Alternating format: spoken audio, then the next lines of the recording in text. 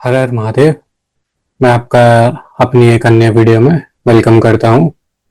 तो आज के इस वीडियो में हम शिव महापुराण महात्म्य के 16 से लेके 20 मंत्रों तक लगभग 5 मंत्रों को देखेंगे।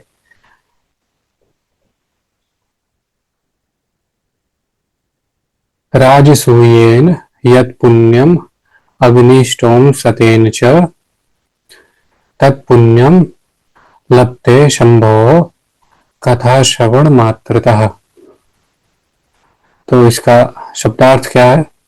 तो राजसूयेन, राजसूय यज्ञ द्वारा यद पुण्यम, जो पुण्य मिलता है, अग्निष्टोम शतेन च, और 100 अग्निष्टोम यज्ञों से जो पुण्य प्राप्त होता है, तत्पुण्यम, वही पुण्य, लभते, प्राप्त होता है, शंभो, कथा श्रवण मात्रतः, केवल भगवान शंकर की कथा सुनने मात्र से।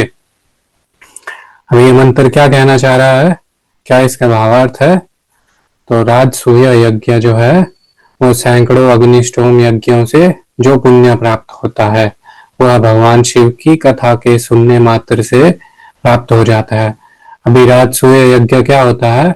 अभी राजसूय यज्ञ एक ऐसा यज्ञ है जिसमें कि एक सम्राट, एक राजा जो होता है वो सार्वभौमिक सम्राट यानी पूरी भूमि का सम्राट बनने के लिए उसके द्वारा एक यज्ञ किया जाता है, जिसमें जो है वो अन्य राजा निर्विवाद रूप से उसे राजा स्वीकार करते हैं। निर्विवाद रूप से सार्वभौमिक राजा बनने का प्रतीक है। अभी अग्निष्टोम यज्ञ क्या होता है? यह एक प्रकार का यह वैदिक यज्ञ है जिसमें कि सोम पौधे का बलिदान दिया जाता है। क्यों? क्योंकि सभी प्राणियों की सुख समृद्धि के लिए यह याग किया जाता है और उसमें सोम नामक पौधे का बलिदान दिया जाता है। तो क्या आशय निकला इस मंत्र का कि जिसमें राजसूय यज्ञ और सैकड़ों अग्निष्टोम यज्ञ से जो पुण्य प्राप्त होता है वह भगवान शिव की कथा सुनने मात्र से ही प्राप्त हो जाता है। यहाँ चित्र में भी देख सकते हैं यह यज्ञ जो है राजसूय यज्ञ है और यह जो है ये अग्निष्टोम यज्ञ है। तो एक राजसूय यज्ञ और सैकड़ों अग्निष्टोम यज्ञ करने के बाद जो पुण्य प्राप्त होता है वह पुण्य भगवान शिव की कथा सुनने से ही प्राप्त हो जाता है। तो इस मंत्र से हमें मुख्य शिक्षा क्या मिलती है कि महंगे और कठिन यज्ञ करने पर जितना पुण्य नहीं मिलता है उतना पुण्य जो है वह भगवान शिव की कथा को भक्ति पूर्वक और प्रेम पूर्वक सुनना उतना फलदायी होता है। ठीक है, इससे यह पता चलता है कि भक्ति पूर्ण सुनना ही यज्ञ आदि से अधिक श्रेष्ठकर है। अभी 17वां मंत्र देख लेते हैं। ये शृण्वन्ति मुने शैवं पुराणं शास्त्रम उत्तमं ते मनुष्या न मंतव्या रुद्रा एव न संशयः। ये यानी जो लोग शृण्वन्ति सुनते हैं, मुने, हे मुनि, शैवम पुराणम, शिव पुराण, शास्त्रम उत्तमम, उत्तम शास्त्र, ते मनुष्याः, वे मनुष्य, न मंतव्याः, नहीं समझे जाएं, रुद्राः एव, वास्तव में रुद्र स्वरूप ही हैं, न संशय, इसमें कोई संदेह नहीं है। कहने का मतलब है कि हे मुनि, जो लोग इस श्रेष्ठ शास्त्र शिव पुराण का श्रवण करते हैं उन्हें मनुष्य नहीं समझा जाना चाहिए, वे रुद्र स्वरूप ही हैं, ऐसा इसमें कोई संदेह नहीं है।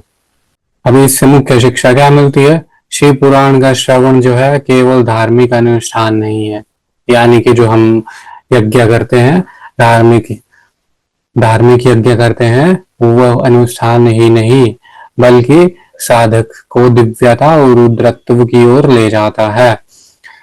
कहने का मतलब यह है कि शिव पुराण का श्रवण जो है वह केवल धार्मिक यज्ञ करना ही नहीं है, धार्मिक अनुष्ठान करना ही नहीं है, बल्कि जो साधक है उसको वह दिव्यता की ओर ले जाता है। ठीक है, और रुद्रत्व की ओर ले जाता है, यानी भगवान शंकर की ओर उसे ले जाता है।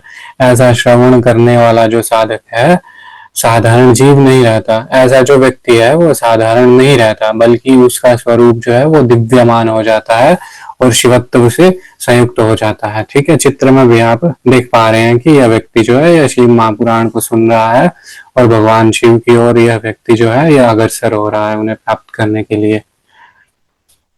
अभी 18वां मंत्र है, शृण्वताम तत्पुराणम हि तथा कीर्तयाम च तत् पादाम्बुज परजांसएव तीर्थानि मुनियो विदुः। शृण्वताम सुनने वालों के लिए, तत्पुराणम वह पुराण, कौन सा पुराण? शिव पुराण। तथा कीर्तयाम और उसका कीर्ति या वाचन करने वालों के लिए, पादाम्बुज रजाम से चरण कमलों की धूल, इव जैसे, तीर्थानी तीर्थ, मुनियः विदु मुनियों ने माना है। अभी इसका भावार्थ क्या है? इस पुराण का श्रवण और कीर्तन करने वालों के चरण कमल की धूलि को मुनिगण तीर्थ ही समझते हैं।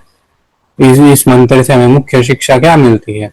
शिव पुराण का श्रवण और कीर्तन जो है वह तीर्थ स्थान से भी श्रेष्ठ है। ठीक है, यह आत्मा को शुद्ध करता है और पुण्य प्रदान करता है। यह आत्मा को हमारी शुद्ध करता है, निर्मल करता है, पापों से रहित करता है और क्या करता है? और पुण्य प्रदान करता है। जैसे भगवान के चरण कमल की धूल जो है वह मनुष्य को पवित्र करती है, वैसे ही शिव पुराण का श्रवण कीर्तन जो है वह जीव को पवित्र करता है। जीव यानी जो उसे सुनते हैं, मनुष्य सुनते हैं, उन्हें वह पवित्र करता है। अब 19वां मंत्र क्या कह रहा है? तो गंतुम निःश्रेयसं स्थानम ये अविवांछन्ति देहिनः शैवं पुराणम अम्लं भक्त्या शृण्वन्तु ते सदा। यानी गंतुम पहुंचने के लिए, निःश्रेयसम स्थानम परम कल्याण का स्थान, या मोक्ष का स्थान, या शिवलोक रूपी स्थान, ये अभिवांछन्ति देहिनः जो देहधारी प्राणी जो है आकांक्षा रखते हैं। शैवम पुराणम अम्लम शुद्ध और पवित्र शिव पुराण, भक्त्या शृण्वन्तु ते सदा उन्हें सदैव भक्ति भाव से सुनना चाहिए। अभी क्या इस मंत्र का अर्थ है? तो जो प्राणी परम पद को प्राप्त करना चाहते हैं, यानी कि श्रेष्ठ पद, उत्तम पद को प्राप्त करना चाहते हैं, पद यानी स्थान, जो प्राणी उत्तम स्थान या परम स्थान को प्राप्त करना चाहते हैं उन्हें सदा भक्ति पूर्वक इस निर्मल शिव पुराण का श्रवण करना चाहिए। अभी मुख्य शिक्षा क्या है? तो मोक्ष की आकांक्षा रखने वाले जो जीव परम कल्याण या निश्रेय स्थान यानी मोक्ष या शिवलोक को पाना चाहते हैं। ठीक है, अभी शिव पुराण का महत्व, शिव पुराण जो है अम्लम अर्थात शुद्ध या दोष रहित या पवित्र शास्त्र है। भक्ति की अनिवार्यता, इसे केवल ज्ञान या कथा के रूप में नहीं बल्कि भक्ति भाव से सुनना चाहिए। ठीक है, अभी सतत श्रवण का फल, जो इसे सदा श्रद्धा से सुनते हैं उन्हें मोक्ष की प्राप्ति होती है। सरल साधन, अन्य कठिन साधनाओं की अपेक्षा शिव महापुराण का श्रवण ही मोक्ष प्राप्ति का सरलतम साधन है। अब जो व्यक्ति मोक्ष की आकांक्षा रखता है उसे क्या करना चाहिए? उसे शिव महापुराण को सुनना चाहिए। कैसे? भक्ति पूर्वक सुनना चाहिए। बाकी जो कठिन साधन है जैसे यज्ञ करना, व्रत इत्यादि रखना, उन सबसे सरलतम उपाय क्या है? शिव महापुराण की कथा सुनना। अभी 20वां मंत्र क्या है? सदा श्रोतुम यद्य शक्तो भवेत् स मुनि शतम नियत आत्मा प्रतिदिनम। यह दी पे जो बिंदी लगी यह न पे होगी।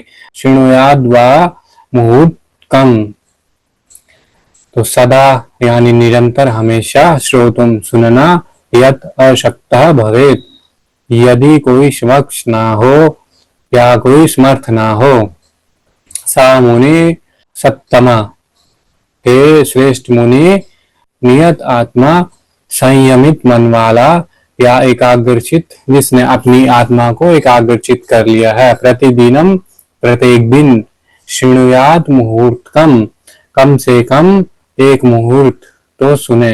अभी एक मुहूर्त में लगभग 48 मिनट होते हैं। तो क्या इस मंत्र का भावार्थ निकला? हे मुनि श्रेष्ठ, यदि मनुष्य सदा इसे सुनने में समर्थ ना हो, किसे सुनने में? शिव महापुराण को सुनने में समर्थ ना हो, तो उसे प्रतिदिन स्थिर चित्त से यानी एकाग्र चित्त से, एकाग्र चित्त यानी उसका मन जो है वो उसी कथा को सुनने में लगा होना चाहिए या उसी मंत्र को सुनने में होना चाहिए, अन्य कहीं भी उसका मन नहीं होना चाहिए। तो एकाग्र चित्त स्थिर होके एक मुहूर्त भी इसको सुनना चाहिए, कम से कम एक मुहूर्त यानी लगभग 48 मिनट सुनना चाहिए। ठीक है, अभी इसमें मुख्य शिक्षा क्या है? तो मुख्य शिक्षा मिलती है इसमें कि निरंतर श्रवण जो है वो श्रेष्ठ है। शिव पुराण का सतत और नियमित श्रवण जो है वो सबसे उत्तम है, अशक्त होने पर भी उपाय है। यदि कोई व्यक्ति निरंतर श्रवण करने में सक्षम ना हो, ठीक है, तो क्या प्रतिदिन श्रवण आवश्यक, संयमित या एकाग्रचित होकर रोज कुछ समय देना इसे आवश्यक है। मुहूर्त काल लगभग जो है 48 मिनट का होता है। न्यूनतम समय प्रतिदिन एक मुहूर्त बताया गया है। श्रवण का पुण्य, थोड़े समय भी श्रद्धा पूर्वक श्रवण जो है महान फल देने वाला होता है। ठीक है, कहने का मतलब यही है कि व्यक्ति को निरंतर शिव महापुराण का श्रवण करना चाहिए, यही श्रेष्ठ बताया गया है। यदि व्यक्ति निरंतर सुनने में अशक्त है, ठीक है, वह नहीं सुन सकता, तो कम से कम 48 मिनट यानी कि एक मुहूर्त काल उसे इस शिव महापुराण को सुनना चाहिए। उम्मीद करता हूँ आपको ये 5 मंत्र अच्छे से समझ आ गए होंगे। धन्यवाद।